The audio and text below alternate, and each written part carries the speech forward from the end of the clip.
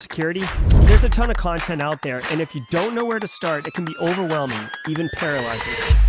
So let's fix that. Welcome to Simply Cyber, a community of tens of thousands of aspiring and active cybersecurity professionals focused on networking, knowledge sharing, and professional development. I'm Dr. Gerald, Auger, Chief Content Creator at Simply Cyber, inviting you to get the answers to your cybersecurity problems with hundreds of cybersecurity videos answering your frequently asked questions, interviewing industry experts, and live streaming daily cyber threat briefings hosted by me. Now get the stories and insights you won't find anywhere else.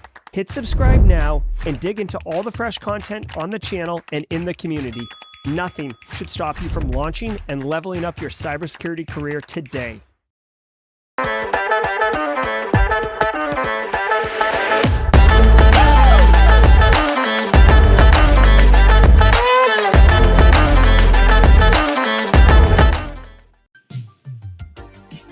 All right, everybody, welcome to the party. Good morning. Today is Monday, April 15th, tax day. Wah, wah, wah. This is episode number 600. That's right, 600. Milestone, ding, judges. Guys, this is episode 600 of Simply Cyber's daily cyber threat brief podcast. I am your host, Dr. Gerald Auger, and over the next 45 minutes to an hour or so, me, you, Zatalpa, Matt McDaniel, and Texarkana, Alpha Sierra, Zenith, Viper Nil, Marcus Kyler, and the Yeet Crew, Terry Stokes, folks over on LinkedIn like Logan Fuller and Raymond Cruz. We're all going to be shredding the top cybersecurity news stories of the day, and I'll be giving my expert opinion and analysis on each of those stories, on what it means to you as a practitioner. So how can you use this information to drive cyber risk reduction for your business stakeholders? And if you're looking to break into the industry, believe me, you're going to be asked in any single job interview, how do you stay current on the topics in the industry? This right here is an absolute banger of an answer, if I do say so myself. Just as a bit of a programming note, I do not prepare or research for any of these stories. So what you're about to get is my rough, rugged, raw opinion on all of these things. I always try to mine out some valuable nugget of info, around best practices or whatever. So it's going to be a great show. We always have one.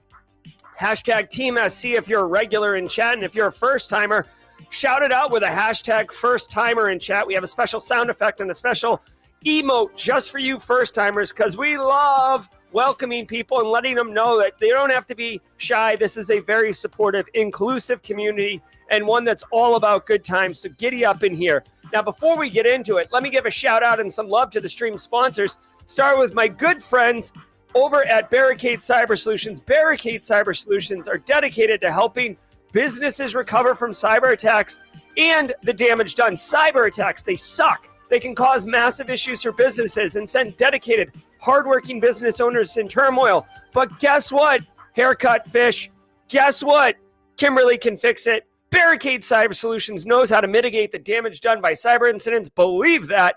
They take threat actors and yeet them right out the environment. Compromise no more. Catch them outside. How about that? Go to barricadecyber.com. Links in the description below to giddy up on that. Now we got a new sponsor. Holler at you.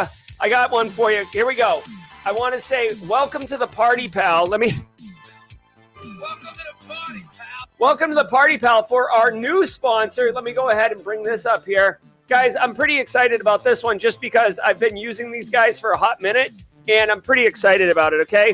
As a person that exists publicly, right, I'm all up in YouTube's face all the time, and I share my opinions and I share my hot takes daily. I am hyper aware of safety and security, especially I have a family to worry about.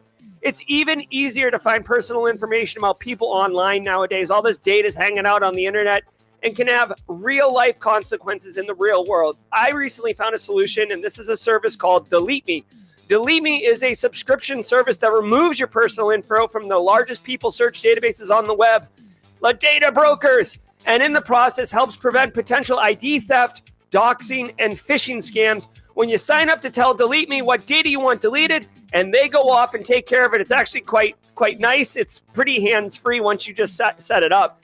You get a personalized privacy report showing you what info they found. I was surprised and stunned what I saw in my privacy report. where they found it, and most importantly, what was removed or in the process of being removed. The cool thing is DeleteMe does all the hard work. Literally, all you did was fill out a form and they took care of the rest. It's basically outsourcing, managing your online privacy. Take control of your data and keep your private life private by signing up for DeleteMe now at the special discount for Simply Cyber listeners. Today, get 20% off your DeleteMe plan when you go to joindeleteme.com /simplycyber and use promo code simplycyber at checkout. The only way to get 20% off is to go to joindeleteme.com /simplycyber and enter the code simplycyber at checkout. JOIN, where is this? Hold on. Where is it? JOINDELETEME.com /simplycyber. Guys, I'm serious. Like literally, someone on Discord the other day said they were going to swat me. Like literally, we had to ban somebody off Discord because of that. So I take this privacy quite legit, quite seriously. This DeleteMe thing is legit, guys. I got it. It was pretty impressive, pretty hands-free. So check it out. If you would, at JOINDELETEME.com /simplycyber. I see we got some first timers in chat. Herdy Seams. Welcome to the party. Welcome to the party, pal. Flying Butter. Welcome to the party, pal. Welcome to the party. Nathan Zamora, #first timer. Does it count if this is my first time catching the stream live? Nathan, let me check with the judges. Judges, I'm getting nods, Nathan. Welcome to the party, pal. Welcome, everybody. Super pumped to have you here, Nathan, and other first timers. Let me go ahead and drop those emotes in here. Where's my emotes? Very nice. All right. Also, Antisyphon training, but more about them at the mid-roll. Remember, every single episode of Simply Cyber's Daily Cyber Threat Brief is worth half a CPE. So be sure to say what's up in chat. Grab a screenshot. That's all it is. And, file it away. Once a year, count how many files you have and multiply by 0.5. That's all you got. Simple as that. All right. So first timers, long timers, we got 600 episodes. Yeah, if you guys want, we could talk about that hot mess at JawJack, and if you want to hear about it, guy was trying to push Black Hat tooling on the server, accused me of doing some things that I had absolutely nothing involved with, and we had to drop the ban hammer. All right, guys, super pumped. Have a great day, Jenny Housley. All right, guys, so as fun as it is to talk about the sponsors and talk about ban hammers, what we need to do is get to work. So do me a favor, grab your cup of coffee or your favorite drink. Dude, so awesome. 600 episodes. Super pumped. All right, guys, grab it all up and let's slide to the left. Let's slide and get into the top cybersecurity news stories of the day. I can't wait. Sit back, relax. Oh, I didn't even open the stories. I was so confused with with all the hold on one second, I gotta do all this. There was a lot going on. I hope everybody had a great weekend. I did a lot of manual labor, so my back hurts because I'm 40 plus and my body doesn't quite snap back the way it once did. All right, y'all. Do me a favor, sit back, relax, and let's let the cool sounds of the hot news wash over us in an awesome wave. I will see you at the mid-roll. Let's go. From the CISO series, it's Cybersecurity Headlines. These are the cybersecurity headlines for Monday, April 15th, 2024. I'm Sean Kelly. Yes, thank you all for the well wishes about 600 episodes. 600, it's amazing. I can't believe we just did 500 the other day, it feels like. And as I always say, guys, the show doesn't work without you. This community is freaking amazing. Thank you all so very much for making it what it is today. Literally, coffee cup cheers to you. You guys are the heroes. Thank you so much for making this community so amazing and so just inclusive and a place to be. All right, let's go.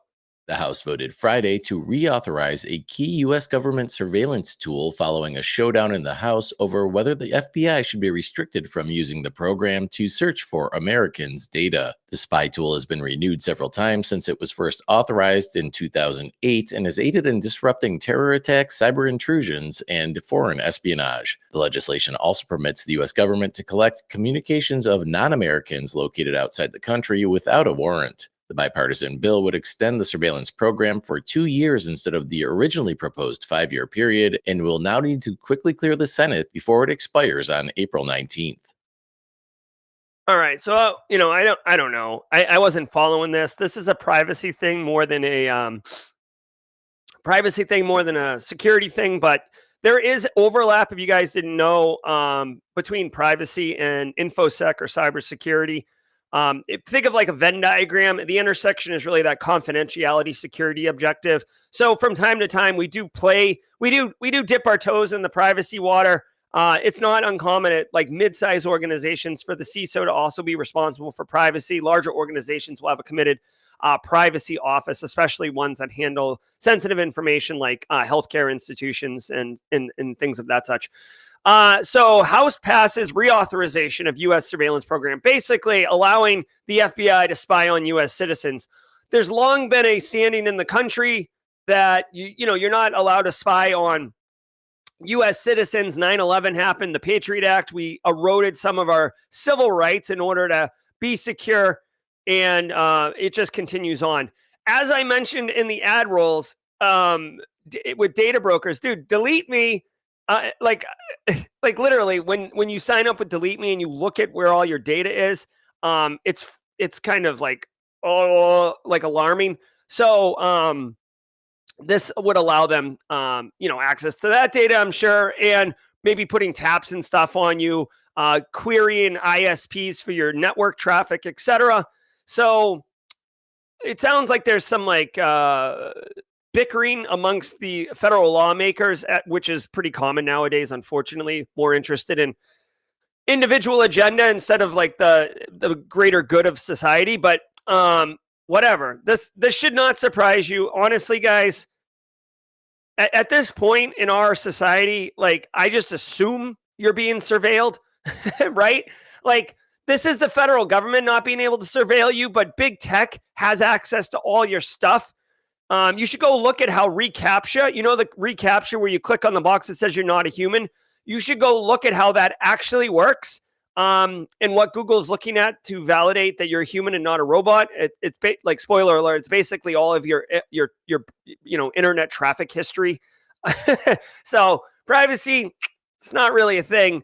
The one thing I'll say about this is you might think, oh, like what's the big deal? They only spy on terrorists, right? Like terror has, they said that like terror attacks have been stopped and all these other things have been stopped.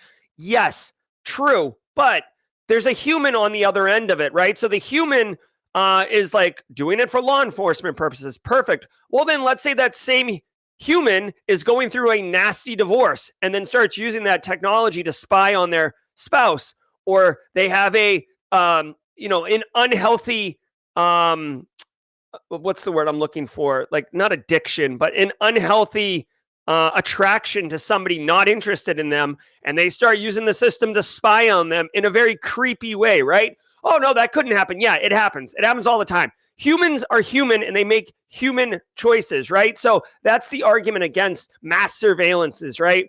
Like guys, in 1984, right? Just really quickly to play it out. In 1984, Orwellian's world, right?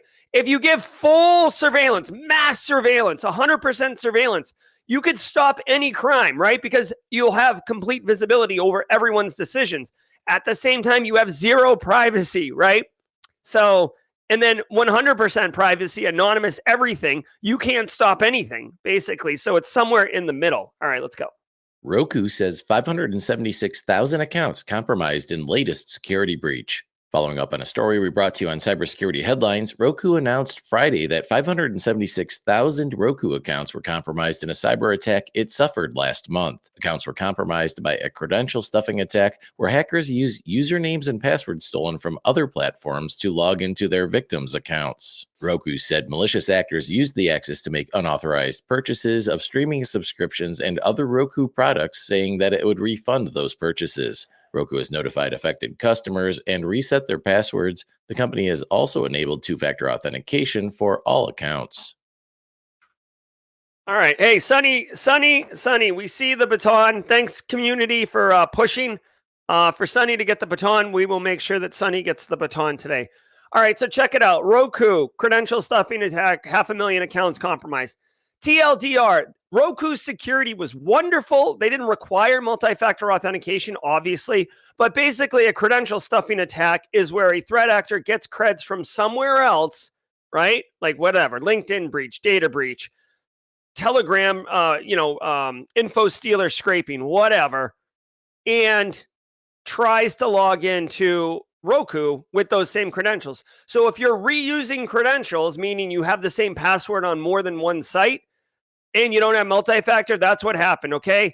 So, 23andMe, famously 23andMe, like the gene or DNA sequence hereditary company, whatever they do, whatever.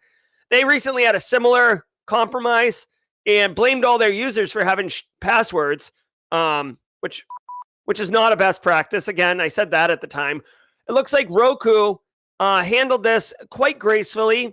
So one, they're refunding any fraudulent purchases. Two, Roku has forced reset all those accounts. So FYI, this right here is the playbook on how to do it. 23andMe is a playbook on how not to do it. In fact, you could even, if you really wanted to get spicy, right, you could pull out the 23andMe story and this Roku story and then set up a tabletop exercise. But don't reveal this part yet, but set up a tabletop exercise with, hey, it looks like a credential stuffing attack. Here's what credential stuffing is. What do we do? How do we respond as a company? It's less of an IT thing and more of a organizational thing. And then after the exercise is done, you could present these two use cases as examples, as case studies on how other companies have used it and how one of them is a train wreck and how the other one is chef's kiss. Way to go, Roku. I know you're like the little cousin of Apple TV and Amazon Fire Sticks, which is too bad because Roku was first to the game. I had a Roku in I feel like I had a Roku in 2005. There was no streaming apps at the time. So anyways, way to go. I do want to dig a little deep for one hot second. You might say, well, what's the big deal? What's the big deal? In less than 400 cases, malicious actors logged in and made unauthorized purchases for streaming subscriptions. Now, you might say, what's the big deal? Well, there's two things going on here. One, some threat actors will sell access on the dark web to streaming services. So, basically, I log in and, for $20, somebody gives me a bunch of creds for, Apple TV, Netflix, Spotify, whatever. And then I log in and basically siphon those streaming services while someone else is paying for it. That's one.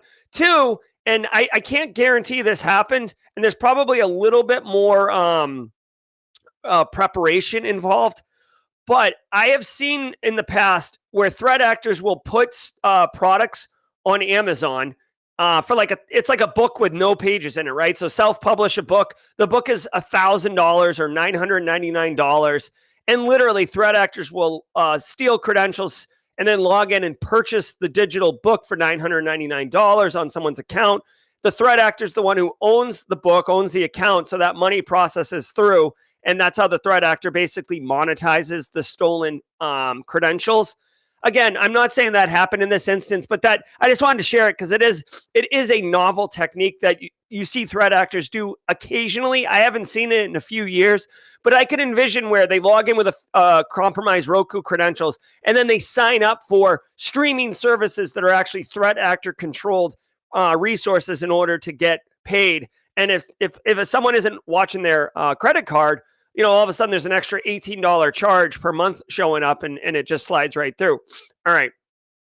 Microsoft breach exposed federal agencies to hacking.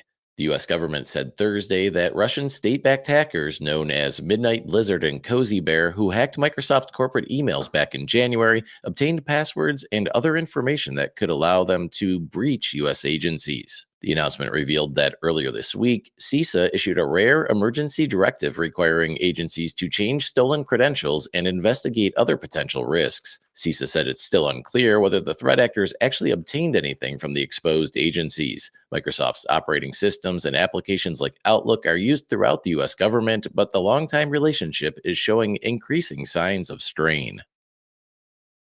All right. Yes.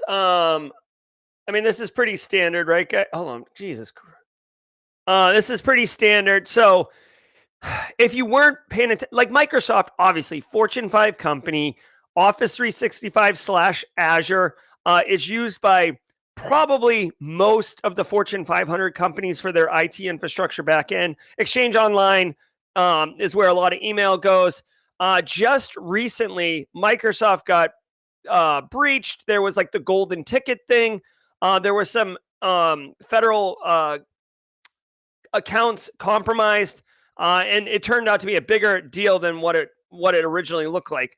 There was also this right here on Friday last week. If you're watching on screen, I just pulled up Emergency Directive 2402. You'll notice the date. This was literally last Friday, where CISA issued an emergency directive, which they don't typically do, saying that they need companies to mitigate the significant risks from nation-state compromise of Microsoft's corporate email system.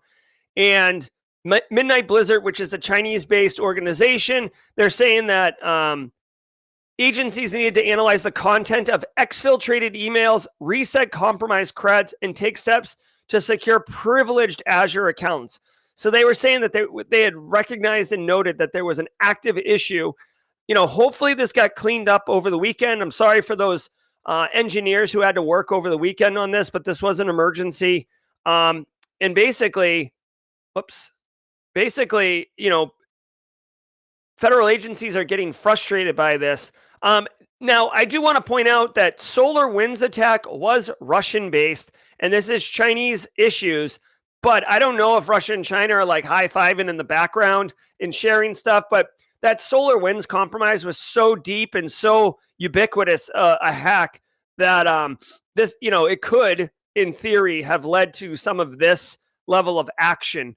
The problem is, like every other vendor, if you will, it's very difficult to pivot off of a vendor where you have everything integrated into it.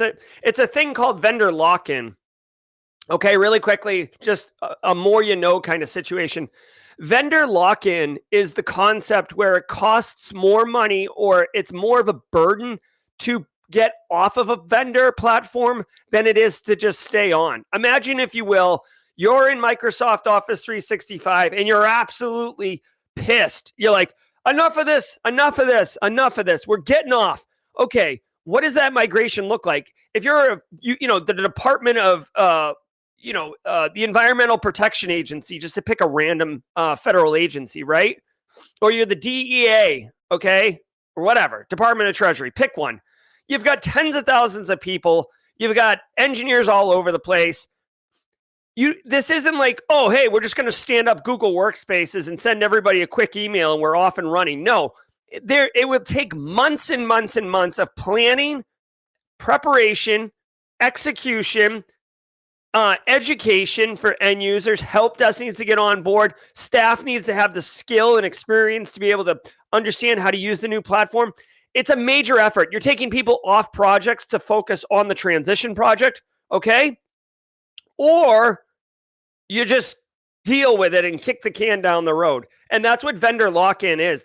By the way, that's why it's super easy to get on board with a vendor. Hey, we'll let you try it for 90 days for absolutely $0. Hey, we've got a tool that can ingest data from Google Workspaces into Microsoft Office, right? Or Office 365, right? Migration tools, they're everywhere. You know what you won't find? like an exfiltration tool. Vendors don't provide migration tools out of their platform. They make it hard to get off of their platform. Okay. Look at Splunk. Splunk, well, traditionally Splunk has been kind of pricey, but moving to any other SIM is burdensome. Okay. So just be mindful of what vendor lock-in is. And as much as federal agencies might be like pissy about this with Microsoft, many of them aren't going to do anything, right?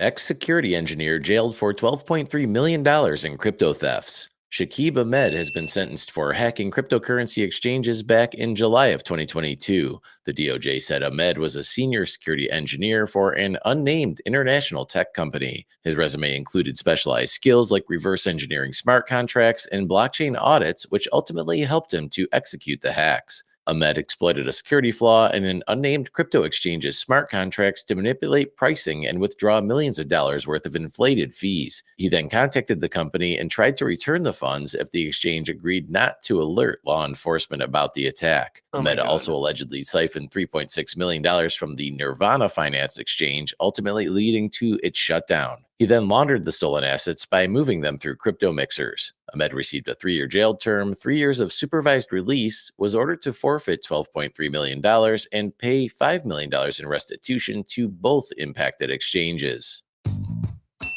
I'm a crypto evangelist. All right. I love it, love it, love it. What a clown. What a clown. Hold on, let me get rid of this DeleteMe thing here. What a clown. Okay, so all right. So this guy basically was a really, really smart guy working for Amazon, reverse engineering smart contracts. He's all up in the blockchain. This guy is a NFT loving machine. And he basically, realized how he could exploit smart contracts to get paid. He basically robbed a company and then tried to give the money back in exchange for them not alerting law enforcement. Brosif, you could have just done vulnerability disclosure and tried to get like a bug bounty and instead of whatever you did.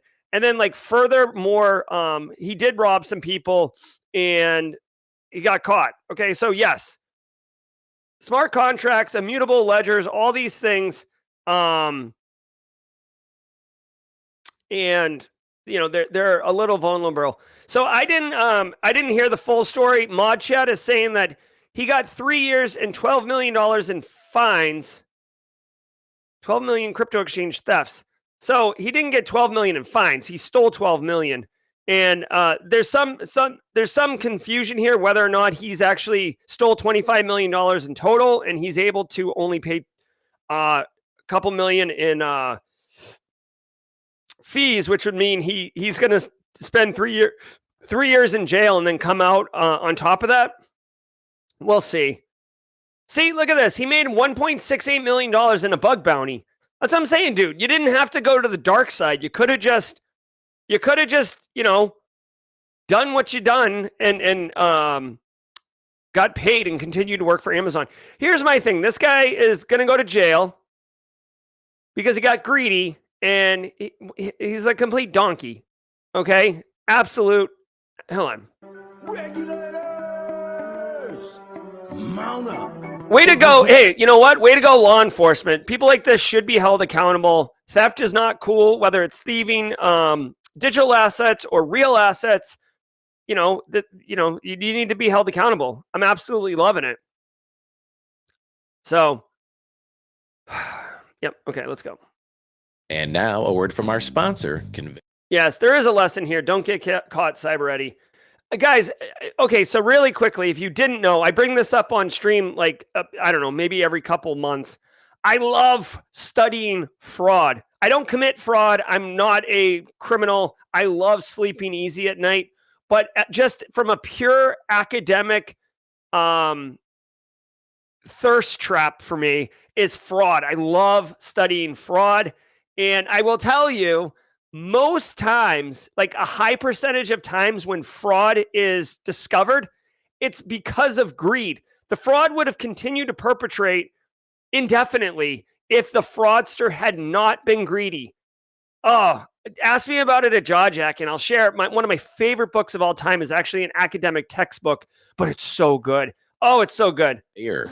It's Conveyor again, the market-leading AI software for answering security questionnaires and securely sharing your security posture and documents. Conveyor's State of the Security Review Report for 2024 was just released, and it's all about what the new era of InfoSec holds. Learn how positioning security and compliance early in the sales cycles increases win rates by 42% and what InfoSec teams need to prepare for as they move closer to the sales function. You can find the report at www.conveyor.com by clicking on the banner at the top of the page. All right. Hey, Phil Stafford, I don't know. Maybe I used thirst trap wrong. I hear the youngs using the term thirst trap. I thought it was appropriate, like the way I used it, but who knows? All right. Let's go.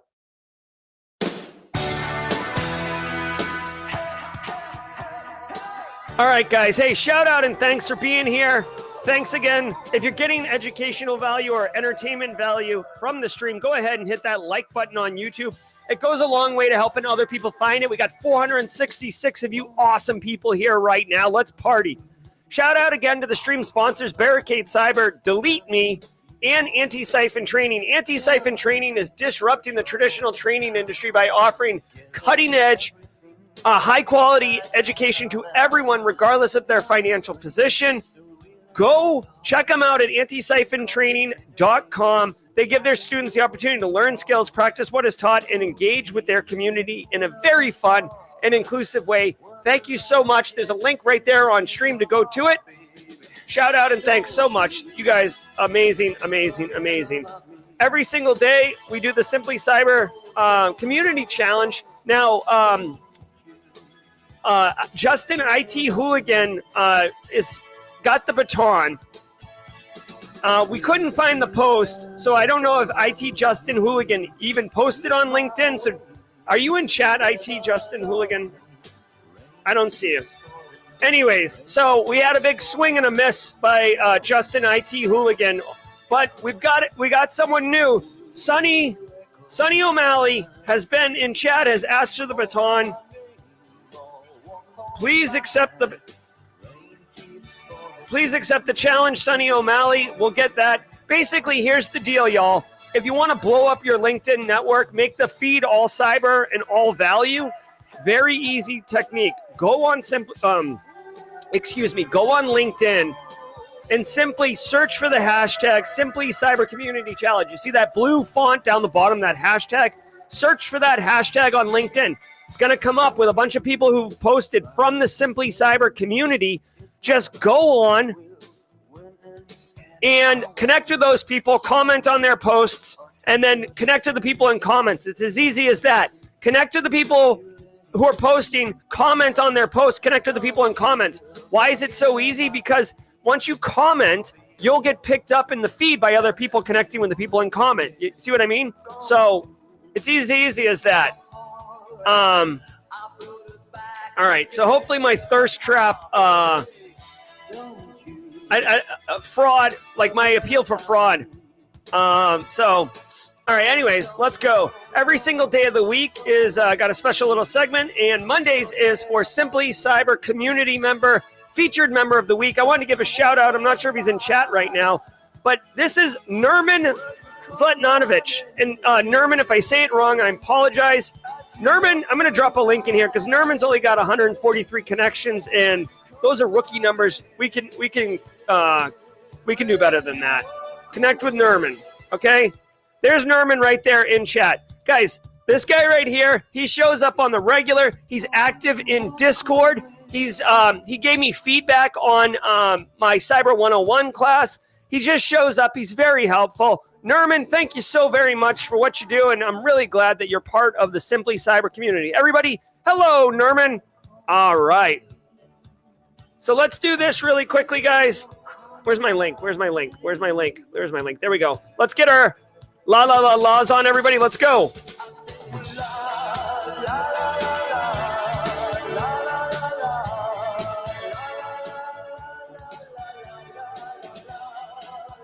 All right. Blowing out the copyright, music copyright in one swift stroke. Let's go. All right. Oh, man, 447 people. So we just lost like 20 people. Apparently the mid-roll isn't for everybody.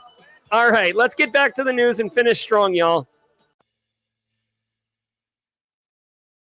Firebird rat creator arrested in the US and Australia. A joint operation between the Australian Federal Police and the FBI has led to the arrest of 2 individuals allegedly behind the development and distribution of the Firebird remote access Trojan, later rebranded as Hive. Firebird offered buyers stealthy access features, password recovery tools, and privilege escalation exploits. Law enforcement's investigation began in 2020 and led to the apprehension of an unnamed Australian man and California resident Edmund Shakmachian. The Australian man and Shakmachian face prison sentences of up to 36 years and 10 years, respectively. All right. So, a couple threat actors making some malware. We got some Australian representation. Oi, oi, oi. Nice job. If I had to guess, this Australian lived on the east coast of Australia, perhaps in the Brisbane area, a little Gold Coast action, a little California action on the other side. So just a spot of water between the two. It was a rat tool. Let me see.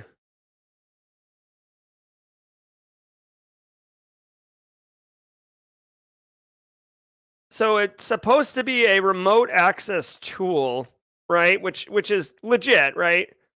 Oh, Casually Joseph, you should be aware this is at Casual Malware, so it's getting casual up in here. Law enforcement busted them. Regulators, mount up. It was a All right.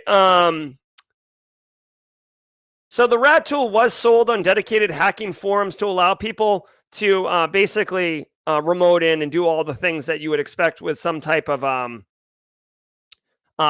basically persistent malware. I'm just kind of seeing here the Bitcoin to pay for it, whatever.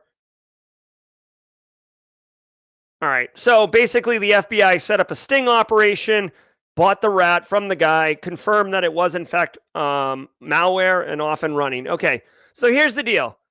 This is basically post-exploitation. So you'd have to convince someone to install this, right? Chances are it would be quiet or not noisy or silent, stealthy. You might even hear it. And basically it gets on the box and then it allows a criminal or a threat actor to come and go as they please. Think of it as like a persistent mechanism. It can exploit permissions to allow them to operate as an administrator. They can dump credentials. They can do all the info stealing stuff. Basically, it's a rat, right? So we do things like oh my God, Team Viewer, Log Me In, like all these like remote access tools that basically are designed so IT administrators can jump into Carl's machine and help them solve problems. Like, oh, hey, my computer isn't working, whatever. Let me remote in and see it. Now, typically there's a lot of like overt, obvious things that someone's remoted into your box. Like you'll see the mouse moving. You'll have like a banner around your screen saying someone's in there. Sometimes you actually have to authorize that person to come in. This likely doesn't do that. Guys, I got to tell you, I'm loving law enforcement on a Monday morning, April 15th. Let's go. Law enforcement just cracking heads everywhere. Telegram fixes Windows app 0-day caused by a typo. Telegram fixed a 0-day vulnerability in its Windows desktop application that automatically launches Python scripts. While some posts on X claimed it was a 0-click flaw, videos clearly show that a user needs to click a file to bypass the security warning and launch the script. Telegram typically displays a warning when a user clicks on a file with a known harmful extension like a .exe. However, developers misspelled the Python extension as .pywz instead of .pyzw, thus allowing the application to run Python scripts without displaying a warning. Telegram initially passed the issue off as a likely hoax, but a day later a proof-of-concept exploit was shared on the XSS hacking forum. The bug was reported to Telegram on April 10th, and they have fixed the errantly spelled extension in the source code. However, this fix did not appear to be live as of Friday afternoon. All right, couple things here. One, Telegram, very popular messaging app. Threat actors love it, right? Absolutely love it. In fact, I'm doing a video on Flare. It's with the editors right now. Flare.io, really cool solution, platform, tool, whatever you want to call. That basically data mines the dark web. It's very cool. But anyways, Telegram, it does a lot with Telegram as well. Now, if you use the mobile app for Telegram, not a problem. Hey, Kathy Chambers. I see Kathy Chambers in here. But if you're using the Windows app, apparently there was a bug that allowed threat actors to basically get Python scripts to execute. Now, I want to point out, one, you'd have to click through a link, right? So you'd have to click through and pull down the Python script. Okay, so it's a 0 day, but it's not like a no-click 0 day, meaning that you would, as a victim of this particular attack, you would have to be part of the chain, the kill chain. Now, I don't like that Telegram came out and called it a hoax right away. I'm not saying that they should have said nothing, but calling it a hoax and being completely wrong is a bad look by Telegram. Second of all, shout out to whoever did this, XSS Forum, because they did the Telegram RCE. I'm going to play it on stage. You can see here. There you go. That's as simple as that. Hold on. That was a pretty quick demo. You can see here. They're looking at the Telegram feed, and it says your photo. Okay, yeah, it's as simple as that. So actually, this would be pretty easy to trick someone because it's not like a Python file in Telegram that you'd have to click on. In the example, it says photo. So, social engineering, a little attack there. Hey, Angular, thanks for the sub. So this is what, here, I'm going to drop a link to this. This is what the actual attack would look like. Telegram attack. So once there's a proof of concept, then obviously, people can basically prove that it's not a hoax. Also, I want to point out two quick things. One, if you're running Telegram in your environment or people that are using it, I would encourage you notify them to basically update their Telegram. I do run Telegram Fat Client on my Windows machine. I'm going to go ahead and look right now at it. I'm going to see settings. I don't see where it says update, honestly. So I'll have to get some more info on that for y'all. I'll do it during jaw jacking. It's actually concerning me now. Update automatically. Oh, so hey, I just went into my Telegram Fat Client, and you could see under oh Jesus. If you go into your Fat Client and look at your updates, basically it'll auto update if you have it set for that way, which is what I do. So go check that out if you haven't done it already. Educate your end users. The final thing I want to share with you that's pretty cool, pretty dope is you'll know here. Look at. You can see here. Here's a screenshot of me opening my Fat Client, and you can see automatically it's at the bottom. It says update automatically. So make sure you're doing that. The other thing I want to point out, and if you didn't know this, this is pretty important. This is super meta for our industry. You'll notice that the RCE, the remote code execution, POC, which is proof of concept. A proof of concept is basically code execution to demonstrate that a vulnerability can, in fact, be exploited. And almost always, security researchers will pop or they'll launch calc.exe or the calculator app. This is a wicked common technique. So just if you didn't know, if you are working on exploitation or you are, doing whatever, popping calc is like kind of a standard. You could pop anything. You could pop Notepad. You could pop, Microsoft Word, whatever. But calc.exe is the, kind of traditional accepted application to launch, meaning if you can pop calc, you can pop anything you can launch any binary, right? So typically what you would really do is pop command.exe and start, running code and stuff like that, or reach out to a network connection and pull down whatever. Shouldn't using a screen on Windows keep bugs out? Thanks for the super chat. We just become best friends. That bad butt flaw allowed command injection attacks on Windows. A researcher from Carnegie Mellon University has discovered a critical vulnerability dubbed Bat Bad Butt that could allow a hacker to perform command injection on Windows. Due to Windows' default inclusion of the .bat and .cmd files in the path.ext environment variable, runtimes can inadvertently execute batch files instead of the intended commands, leading to arbitrary command executions. Carnegie Mellon University published an advisory detailing 4 flaws in total. The bug impacts multiple programming languages, and some applications have provided a patch. However, other applications may require deployment of alternative mitigations. All right, there's a lot to unpack here, okay? First of all, bad, but. Everybody's going to assume it's double T, right? Am I right? I thought it was, bad, but, like booty, like your booty. You can't securely execute commands on Windows. This guy did a blog post. Now, I don't know if this is a private blog post for this guy, Ryotech, or if this is a security company publishing security research. As I mentioned last week, this is a massively useful way for security companies to market themselves, is by publishing security research.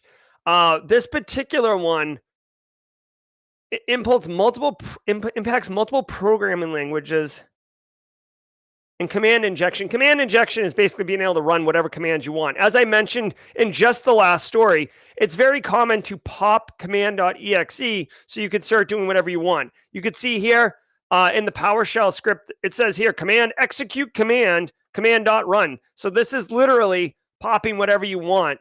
I don't understand how it is related to the programming languages. It's a vulnerability that allows an attacker to perform command injection that depends on the create process function when specific conditions are met. So create process, like when you get into like Windows library, like Windows functions, the Windows operating system functions and libraries to basically call functions to execute stuff. Create process is a very popular one. Basically, it's exactly what it says. It's creating a process so you can then get system resources, so you can then begin executing whatever it is, whether you are going to open a network connection or you're going to write to the environment or whatever. Because Windows default inclusion of bat and command files in the path environment variables, some runtimes inadvertently execute batch files instead of the command. The operating system executes batch files with cmd.exe, which is complicated parsing rules. All right, so the conditions that have to be in place for bad, but to execute is the application executes command on the Windows. Okay, it doesn't specify file extension. Command being executed contains user-controlled input. Okay. All right, this just seems like a really complicated piece of research. I like it. It sounds like it's been sorted out. So maybe this is just, this is a little bit of a popsicle headache for me to look at without having previously researched this. Way to go. I will tell you one other thing. This is academic research, but this is actually one of the more rare examples where this is directly related to, corporate security. And like, basically, this is something that should be mindful in practice, not just like a fringe use case. Final thing I'll point out is this researcher is a student at Carnegie Mellon, which I'm almost positive is in Philadelphia. Let's see. Carnegie Mellon University. Let's see. Yeah. Oh, it's in Pittsburgh. I'm sorry. I knew it was in Pennsylvania. So, I get a cigar. Carnegie Mellon is super legit when it comes to computer science. I'm sure their cybersecurity program is good, but like Carnegie Mellon, if I see somebody on a resume that has a computer science degree from Carnegie Mellon, I perk up. I'm like, ooh, wow, that is impressive. So just shout out, if you didn't know, Carnegie Mellon, super legit, super dope. OpenTofu denies HashiCorp's code theft accusations. HashiCorp's law firm has issued a cease and desist order against open source infrastructure as code tool provider OpenTofu. HashiCorp has accused OpenTofu of repeatedly stealing HashiCorp's code, thus violating the terms of its Terraform Business Source License, or BSL. HashiCorp said OpenTofu incorrectly relabeled HashiCorp's code to make it appear as if it was made available under a separate HashiCorp license. HashiCorp said if OpenTofu does not comply, they reserve the right to send takedown notices to third-party hosting and source code repositories such as GitHub and litigate to stop further violations. OpenTofu's lawyers responded saying, quote, "The OpenTofu team vehemently disagrees with any suggestion that it misappropriated, missourced, or otherwise misused HashiCorp's BSL code," end quote. All right. I really don't know. Yeah, Zatalpa, exactly. It is kind of funny that that's what they came up with. So I don't really understand. I've never heard of OpenTofu. I've never heard of HashiCorp. I think the TLDR of this story is more around licensing and copyright licensing. So a lot of us will use like the new GNU public license. There's open source security license, the CC license, right? So a lot of us use software, and we don't really think of copyright law and stuff like that. Now, I play music all the time on this particular stream that gets copyright hit all the time, but this instance, basically, this is one company accusing another company of stealing its code, and I assume that the HashiCorp is making some money, or it's a business in some way, that there's revenue being generated by use of that code. And this other company, OpenTofu, is claiming that that they're stealing it. Yeah, I've heard of Terraform. I've heard of Terraform as a as a cloud microservice spin up, spin down systems. But I've never heard of OpenTofu or HashiCorp. So I'm assuming that they use Terraform for some, cloud thing. I've never heard of the Terraform business source license code. Anyways, to me, this is basically just two businesses that are fighting and letting the lawyers duke it out. Unfortunately, it might be one of those ones where like whoever's got deeper pockets. HashiCorp owns Terraform. Oh, is that right? Oh, wow. Okay, hold on 1 second. Let's see. Terraform, HashiCorp. Let's look at it. Oh, Terraform is by HashiCorp. Okay. Well then, I don't research these stories, so this is new to me. So, all right. So I thought Terraform was more. I didn't realize that like a company owned Terraform. All right. So HashiCorp. This actually has deeper implications then. So OpenTofu is claiming that the Terraform stuff, I guess, violates license terms. This could be interesting. Definitely follow this one. I know, a lot of businesses are using Terraform. Terraform is kind of a standard in, cloud native applications.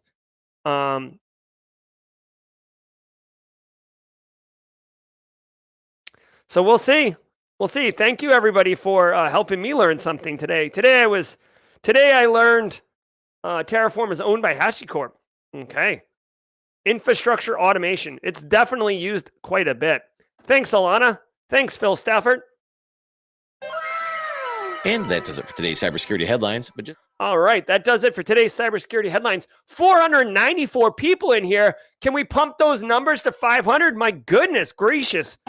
Love it, everybody. Okay, so check it out. Let's giddy up on this.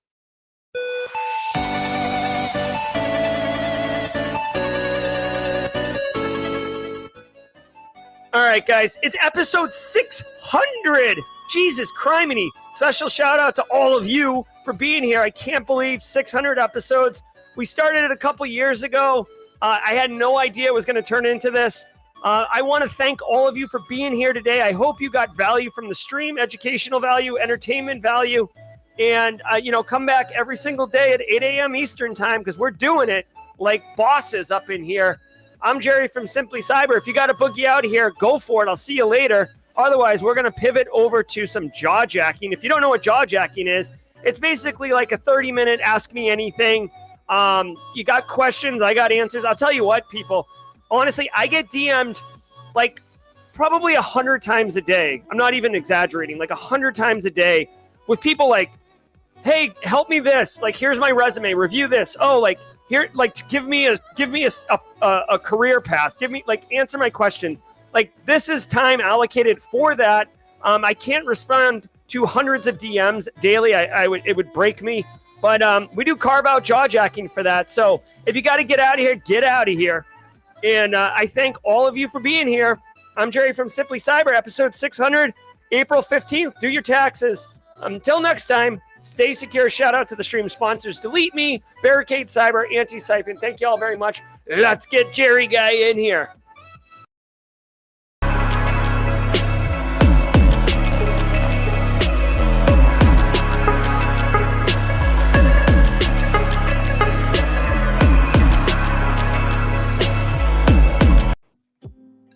Hey, what's up, everybody? Welcome to Jaw Jacking. This is your host, Jerry Guy, coming hot off the heels of that nerd, Dr. Gerald Augier's Daily Cyber Threat Brief. We got AMA right now, so if you want to ask any questions, myself, the mods, and the community will happily help you get the answers that you're seeking. Thanks, Cyber Kill Jane, a.k.a. Jessica Probst, for being here.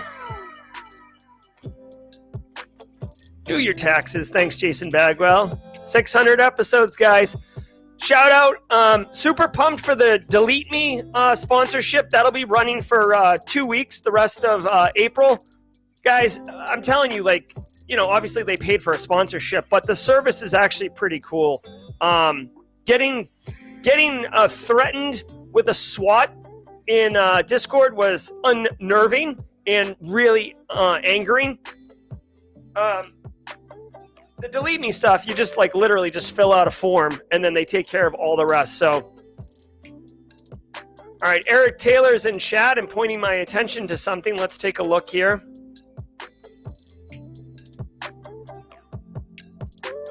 All right, we got a story here in chat. Let's take a look really quickly. Well, you're looking behind the scenes right now at my production window. So, obviously, Streamlabs chose the wrong desktop to share, but just so you know, this is what it looks like. Here's my Spotify, here's my mod chat, here's my Streamlabs, here's my stream. So this is the producer interface. Kathy Chambers probably just broke into a sweat. All right, let's do this. All right, so here we go. Let's look at this together. This is hot.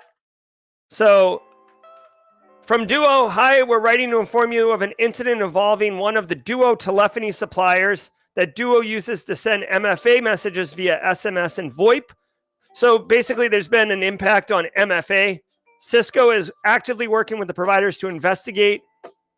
It's their understanding that a threat actor gained access to the provider's internal systems. They don't say who the provider is. It's someone who Duo telephony suppliers. Okay, they're using a provider's employees' cred, so in like basically an attack on a business, to download a set of SMS message logs pertaining to your Duo account. The threat actor downloaded message logs for between March 1st and March 31st.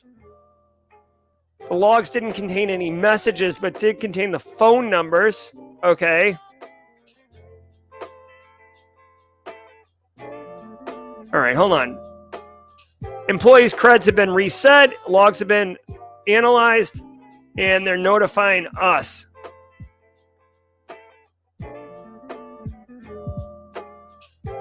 Hold on.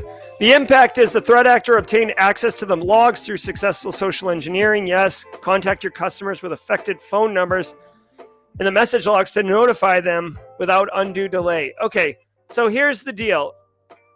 Basically, some provider, I know you guys can't see this, some provider that basically Duo uses to send text messages, got employees' credentials compromised, and the employee, some threat actor logged in. They weren't able to see the messages.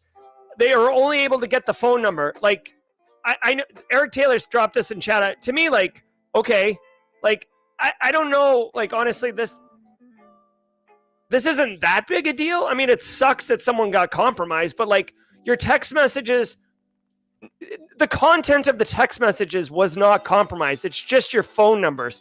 So a threat actor can tell these phone numbers use Duo in some way for multi-factor on some service. This isn't great, but the way I'm reading this is not a big deal from an impact perspective, right? If we practice best practices, if we have, passwords that are not reused, then all the threat actor is going to be able to tell is like, oh, this phone number uses MFA for some service that Duo helps them with, okay? So, but it's interesting to know, okay? Oh, no. All right, so hold on. Kathy Chambers says, good morning, Gerald Auger, Simply Cyber. Happy to be back on chat. Wanted to say I was proud to represent Team SC at HackSpaceCon and got to meet Kimberly Confixit and Casually Joseph in real life. Absolutely. I got to tell you, Kathy Chambers and Kimberly Confixit were representing with the Simply Cyber, the old 76 looking logo. Loved it. Thank you so very much, Kathy. It was great to see you. Oh my gosh, just so we can all be on the same page. Oh, they got free shipping right now. Who would have known it? I never checked this, but they have free shipping right now if you want. But yeah, this is what Kathy Chambers and Kimberly Confixit was repping. I actually think this hoodie looks pretty dope too. All right. Anyways, if anyone's interested in that, I typically don't push the store, but I'll drop it right now. Really quick, Pete, with a super chat, cutting the line. Have you heard good things about the OPM CyberCorp Scholarship for Service program? I just got my first cleared help desk job, and I'm considering a master's in cyber for that program. Love the stream. Well, Pete, did we just become best friends? Yep. Thanks for the super chat, Peter. Also, OPM CyberCorp Scholarship. I have not. Oh, God. Hold on. I hit the wrong button.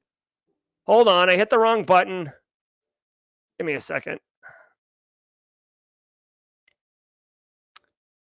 All right, I have not heard of the OPM CyberCorp Scholarship, but let's look at it, right? And thanks for the super chat, obviously, right? OPM CyberCorp. Also, congratulations on cleared job. If you could do a scholarship for service, why not do that? I love it. Let's see. How do we... let's see what this is all about.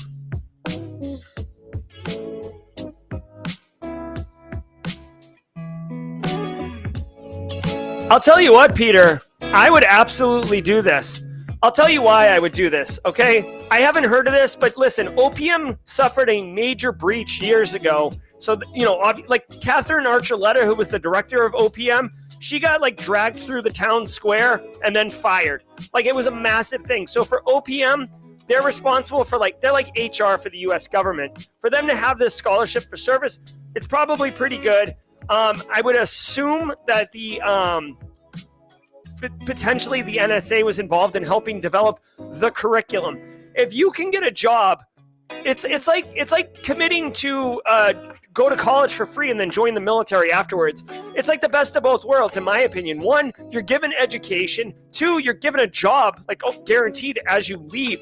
You just got to take it seriously. You have a clearance, it sounds like.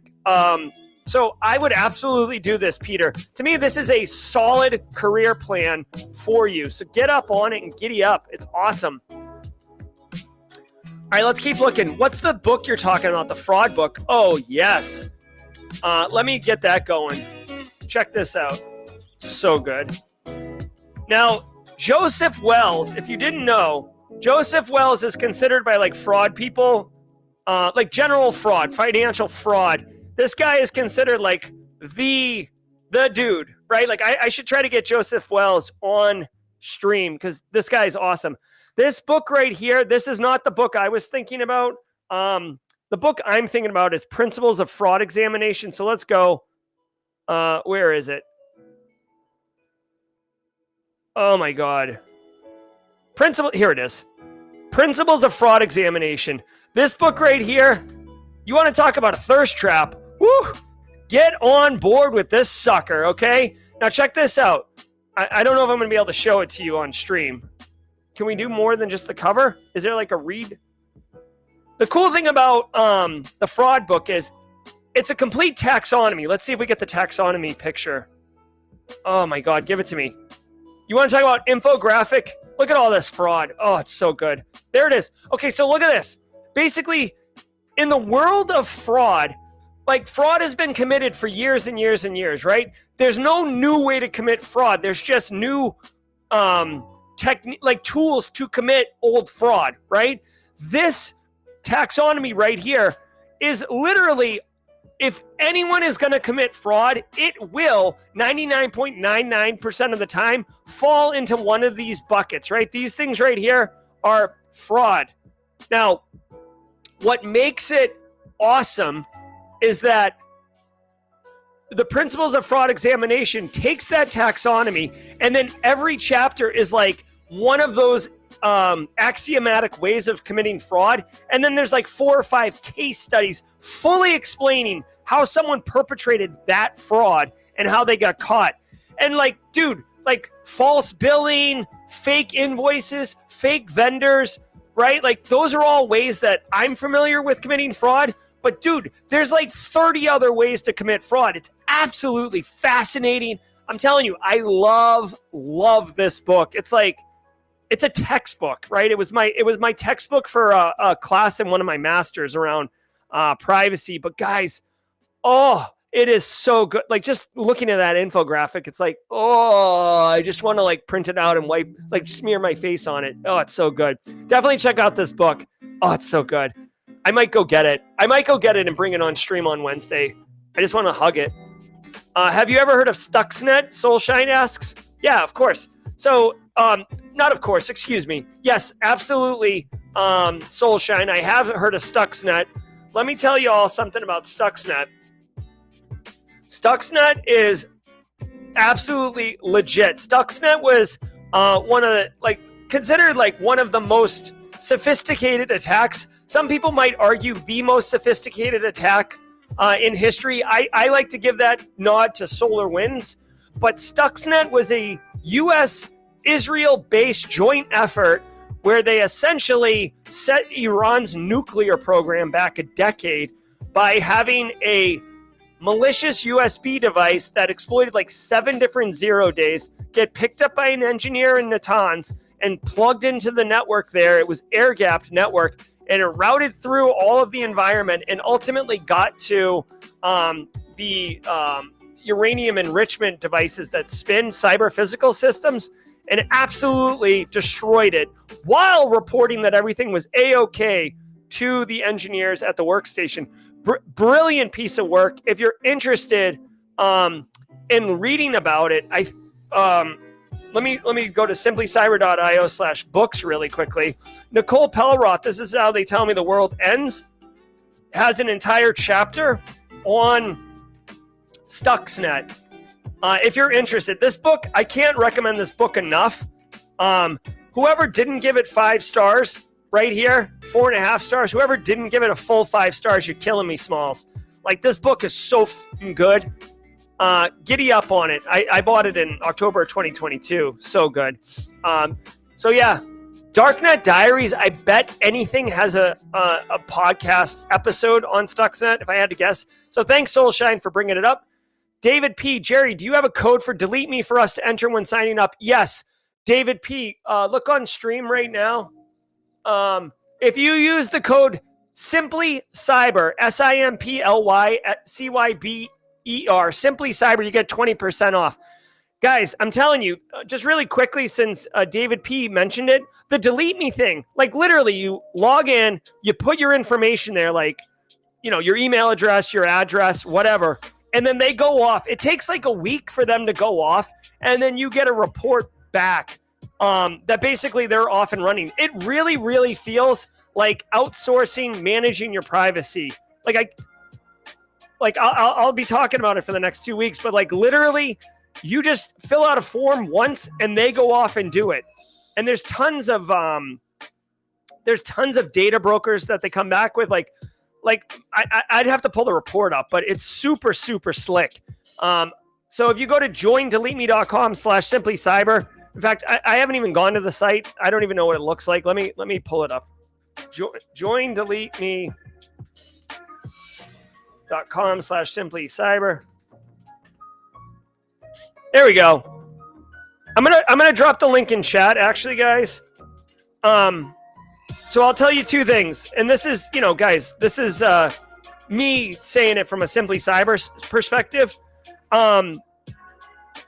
This is a really good sponsorship. Like, I like the product, I like the people I've been working with, and the sponsor dollars is good. So please, even if you're not sure if you want to use this or not, at least do me a favor and click on the link. Get those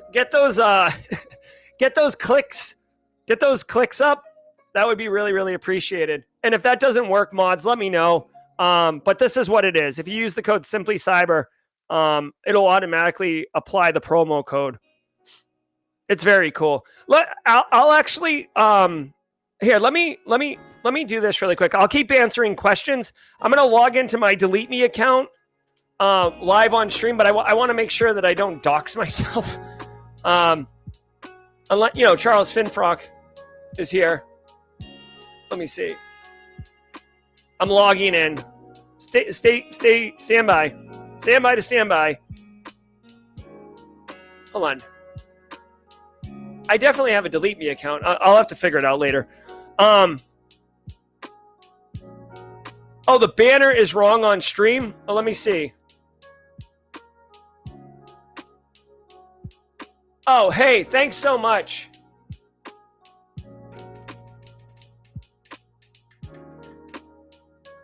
George, you gave me a super chat for that too. Thanks, brother. Did we just become best friends? Yep. All right. I have corrected it now. Join DeleteMe.com. George Strasburger, I should pay you $5 for helping me with that. Thank you. Thanks, George. George, I genuinely appreciate it. Thanks so much, dude. That was a bit of a donkey move on my part, and genuinely appreciate it. What's up, Jeremy Williams from the Boo Boo Bus? It's been a minute. Good to see you. All right, let me keep answering questions. Going to B-Sides this weekend, Jason Summers, and planned on dressing for success. Button up and slacks. Will that be overdressed? Every conference pick I see people super casual. So Jason, this is a good question. B-Sides is typically pretty casual, but I would say if you were wearing a button up and slacks, I don't think that would be overdressed. I think that would be pretty professional. And a lot of times, at least in my experience, vendors at B-Sides are typically smaller businesses. You guys correct me if I'm wrong. I know I've seen Black Hills, but they're special. But I've seen like small to mid-sized businesses. So anyways, the point is, a lot of times the people working the booth at B-Sides conferences are typically the CEO of the company or someone higher up or an executive. So I think dressing not formal like a suit and tie, but dressing with a button down and slacks just demonstrates that you are there with a purpose and that you are professional. I would do it. I would absolutely do it, especially if you're looking for success. You can still be casual in the way you interact with people. You just look professional. I would totally do it. Also, very cool, Jasons. Go crush it. To those who went to HackSpaceCon this weekend, hope you enjoyed it, guys.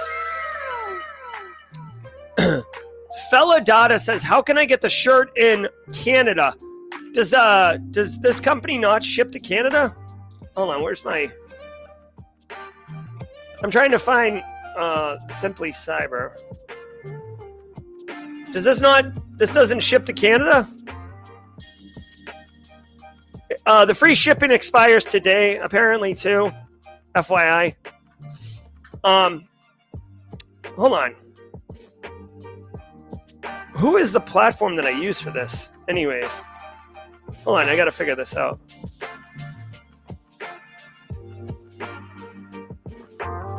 Hold on 1 second, I gotta figure this out myself. This is like a embedded. Who is this? Spreadshirt. Okay, hold on. Can I get shipping to Canada Spreadshirt? All right, so let's see right here.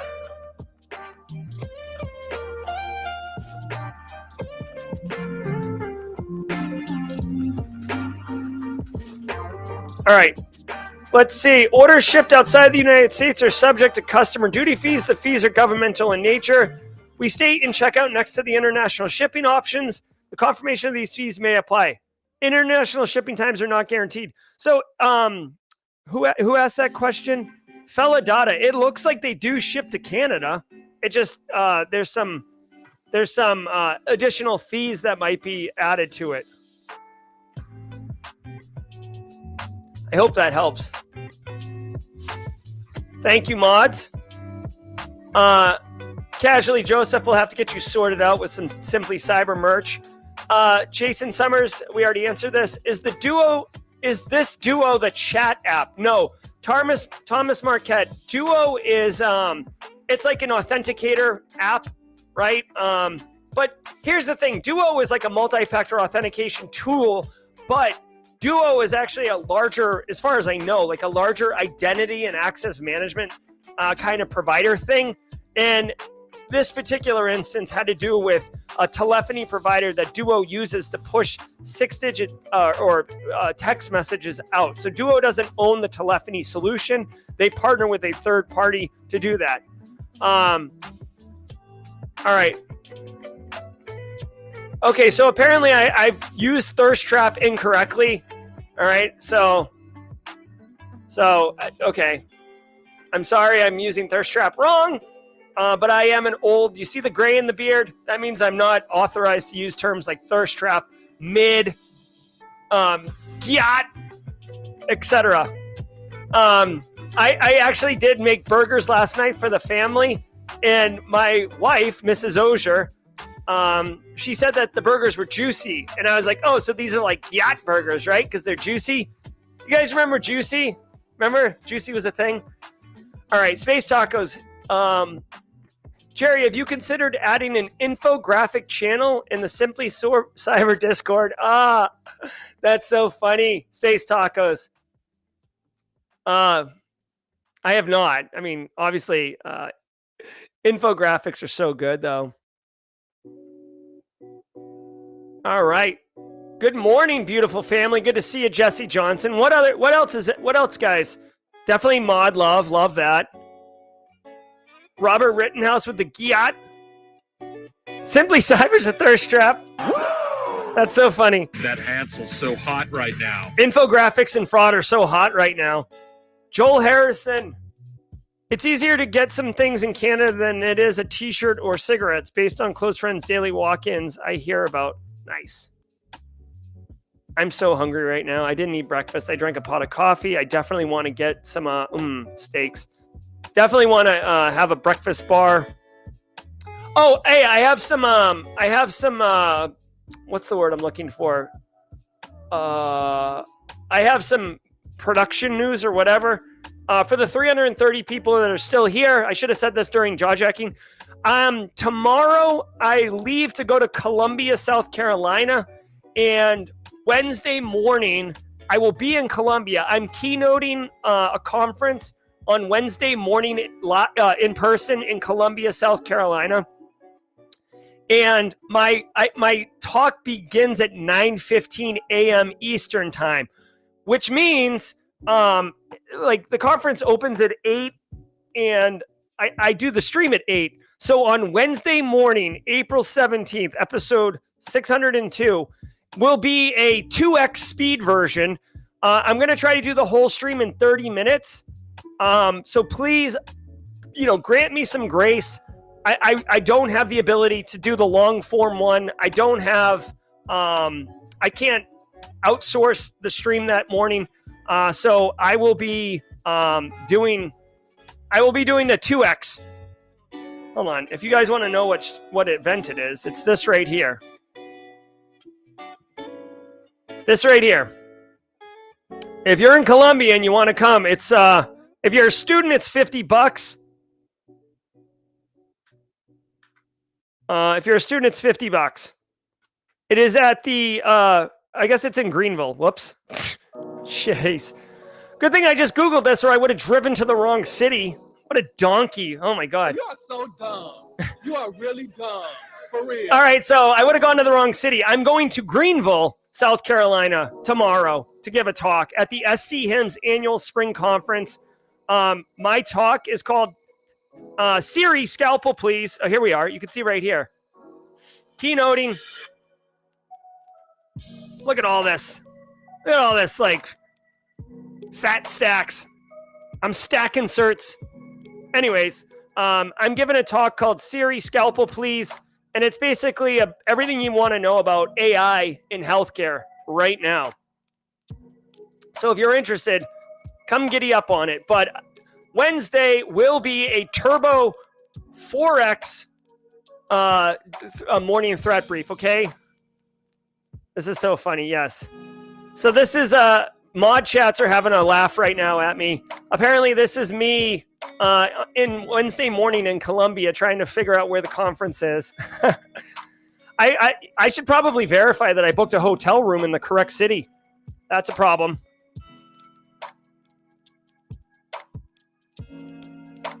All right, let's go.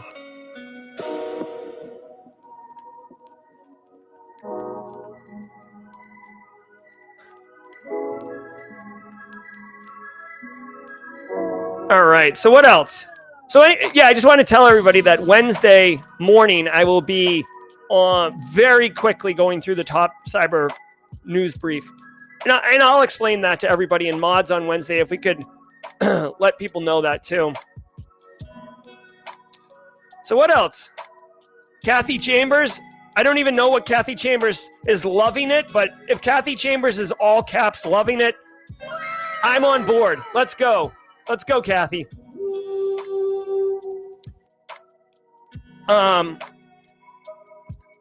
Flaming Donkey Gang is thirsty for Simply Cyber Threat Actor Academy. Oh, there's a lot packed into there. Jay and Michelle. Kathy Chambers needs. Yes. Yeah. Guys, I'm telling you what. I try to stay organized and stuff, but it's hard. Oh, here's a fun thing. What is this? Am I in a meeting right now? No. What is this? Oh, shit. I'm in a meeting. Oh, no, I'm not. Crap. I missed a meeting. Hold on 1 second. 1 second. I thought it was for 10 a.m. They scheduled it. I think the time zone thing got messed up. Hey, just seeing this. I thought our meeting was for 10 a.m. Eastern time. I'm streaming live right now, literally, till 9:30 a.m. 9:30. Sorry, guys. Yeah, so to your point about needing an assistant, I literally am like in a meeting. I'm in a meeting right now, but it's okay. I stream till 9:30. What was the story of the person you had to block from Discord? Jazzy Jazz asks. Okay, so on Discord the other day, there was some. Listen, I try to give people the benefit of the doubt. I try to, assume positive intent. Okay, and on Thursday or like last week at some point, somebody on Discord was actively in chat posting not malware, but like screenshots of like info stealing malware. And they were kind of wrapping it around the context of like security research and bug bounty, but it was super thin how they were shaping it. And I basically intervened and I said, hey, listen, this is a violation of the server rules. We're not sharing black hat techniques, right? Threat Actor Academy is a joke. Like, we're not doing this here. I'm assuming that positive intent, but we're going to delete these posts, and just you've been warned. Okay. A couple days go by. I don't think anything of it. And then I come into my studio. This person must be internet, like in Europe or something, because I came into the studio and there was a whole bunch of chat. But basically, this person had gone into DMs with another person and had either sold them malware or shared some type of malware or exploit with them. I think it was an exploit. And the person used the exploit to get a bug bounty and get paid. And this person was upset that they had basically been robbed, essentially, by this other person in DMs, okay? Now, here's what happened. They posted that I had created that person, right? Like that I not like manufactured the account, but like that they were a pupil of Simply Cyber, and somehow I was responsible for that individual committing fraud against them, which, by the way, they're doing exploits and malware type stuff, and that this person was gonna give me 12 hours to make it right or else. And then, obviously I was asleep at the time. So like some time passed. They come back, they're sharing screenshots. They said that they were going to, SWAT me if I didn't get it done. Also, they came over the top rope. I don't even know if he knows this, but he brought Eric Taylor in and said that Eric Taylor was also going to be in scope of his actions, whatever. So basically, this person wanted me to make them whole somehow. So I responded to each. You can go back to the server and find it. I responded to each of their arguments. I explained that I understand their frustration with being robbed. Very, I can empathize. It's very victimizing. I understand. Also, they had been warned that they're not allowed to share these things. Threatening swatting anybody, including me, is a very gross violation of server rules. And you're going to be banned as soon as I'm done writing this post. And then I outlined a couple other things of what is acceptable behavior and why our community as Simply Cyber is safe and inclusive, and why there's zero tolerance for that behavior in this community. And then I banned them. I've also told the mods, by the way, mods, if you're listening, I told the mods, but I'll reiterate it here so the greater community knows.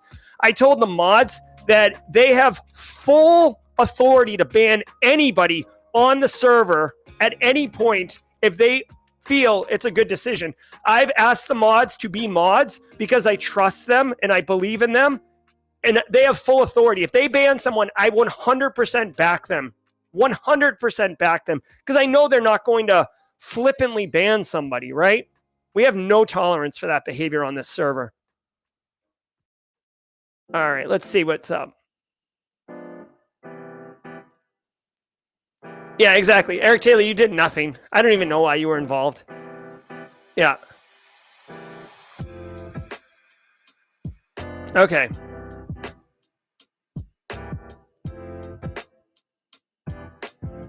Yeah, thanks, Legrat.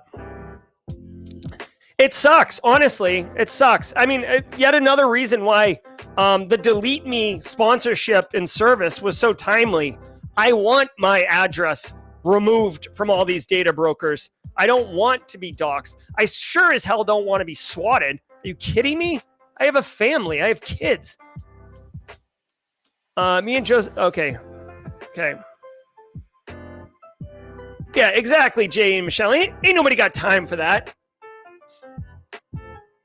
So if you are interested, definitely check out that DeleteMe thing. Here, I'm going to drop it up here again. Oh, it's already on stream. Yeah, check it out.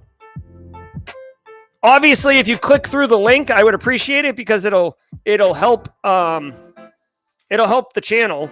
Even if you don't buy the service, I believe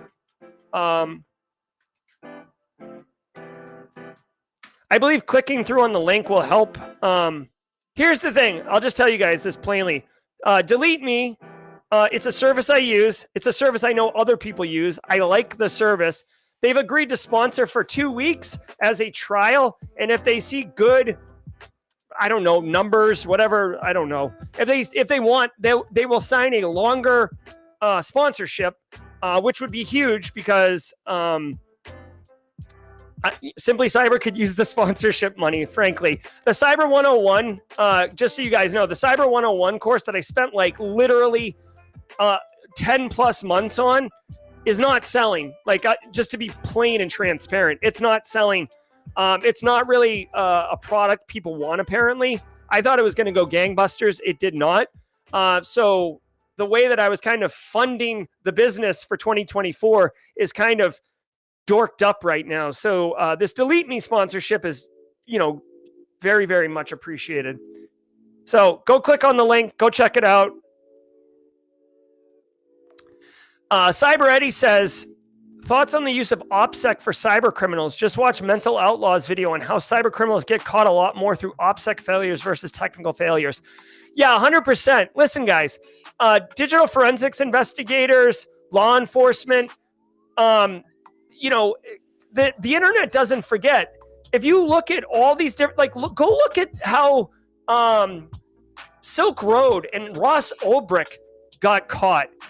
He had basically used an email address on a forum years before asking a question. It was either Ross Ulbricht or it was the guy who got caught with Alphabay out of Thailand.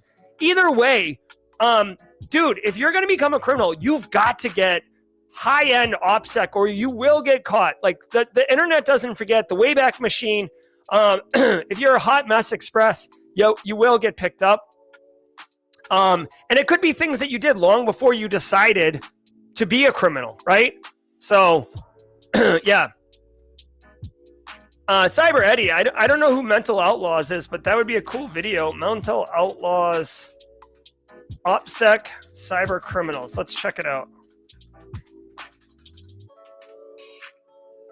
All right, I'm going to have to go after this. I think this might be the video. Bad OPSEC, how Tor users get caught. Okay, this is cool. It's 3 years old. I'm on board. Let's go. Here, I'll drop a link in chat for everybody. I'm going to watch this video. What did I say? Oh, yeah, Alphabay.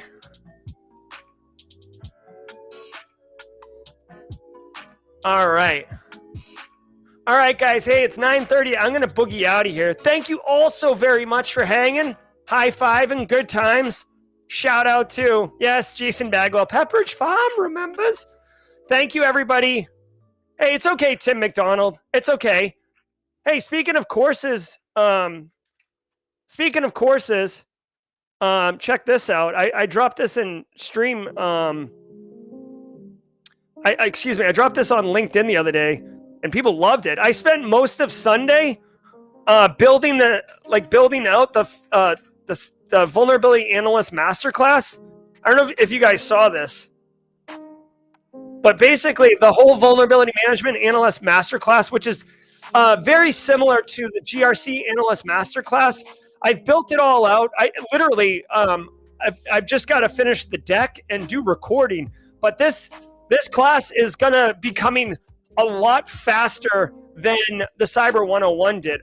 Frankly, again, because the Cyber 101 isn't selling and you need to justify revenue in order to be in business, right? I can't just, pretend to go out here and work every day and not generate revenue. So I'm working my tail off on getting this course to market as soon as possible. So if you guys are excited about that, it's something to look forward to. I'm super pumped. I'm actually considering doing, I studied a technique that another online course creator has used where basically, if you're interested in this, let me know. And then I got to get out of here. Where I offer 50 students the opportunity to buy the course at a reduced cost while I'm building it, and have them go through and meet weekly with those 50 students, solicit feedback, make sure that the course has everything that everyone wants and everybody's super pumped. And that way I kind of front load a little bit of revenue in order to keep the lights on here. And then also make sure that the course is so awesome. So I might do that. Basically, just so everyone knows, I'm of the mindset that the course will be $150, the same as the GRC Analyst Masterclass, and that I would offer the course for $100 to this advanced student population, and then I would walk through it with them and meet weekly and solicit feedback and all those other things. So that is the method that I'm thinking about.